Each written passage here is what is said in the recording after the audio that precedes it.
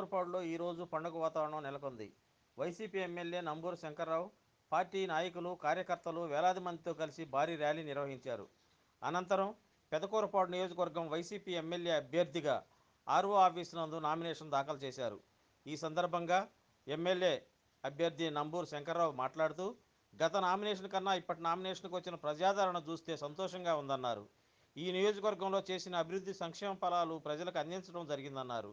అందుకే ఈసారి రెట్టింపు మెజార్టీతో ప్రజలు నన్ను గెలిపిస్తారని ఆశిస్తున్నానన్నారు. రేపు జరగబోయే మే 13వ తారీఖు ఎన్నికల్లో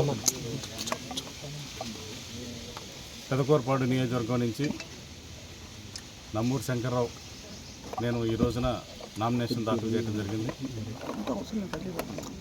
మరి ఈ రోజు నుంచి కూడా పూర్తిగా ప్రచారంలో ముందుండి రేపు జరగబోయే ఎన్నికల్లో పూర్తి మెజార్టీ అంటే పోయినసారికి వచ్చిన దానికన్నా కూడా డబుల్ మెజార్టీ వచ్చే విధంగా కూడా రావడానికి అవకాశం ఉంది. పెదకూరపాడు నియోజకవర్గంలో సంక్షేమం, అభివృద్ధి రెండు కూడా ఈ నియోజకవర్గంలో పూర్తి స్థాయిలో జరిగినాయి. ప్రజలందరూ కూడా నన్ను ఆదరిస్తున్నారు.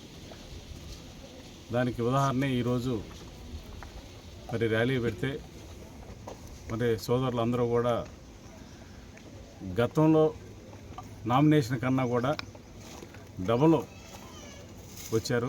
అంటే ప్రజల ఆదరణ అనేది జగన్మోహన్ రెడ్డి గారు ఆదరణ అలా ఉంది. ఆయన సంక్షేమం, అభివృద్ధి అనేది మరలా చేసి జనాల్లోకి వెళ్ళటం. గతంలో అయితే మేము ఈ అభివృద్ధి చేస్తామని వెళ్ళాము, ఇప్పుడు చేసామని వెళ్తున్నాం. ఈ రెండు కూడా మరి రేపు జరగబోయే ఎలక్షన్లో మరి 175 సీట్లకు 175 అసెంబ్లీ స్థానాలు వైఎస్ఆర్ పార్టీ కైవసం చేసుకుంటుంది. ఓకే.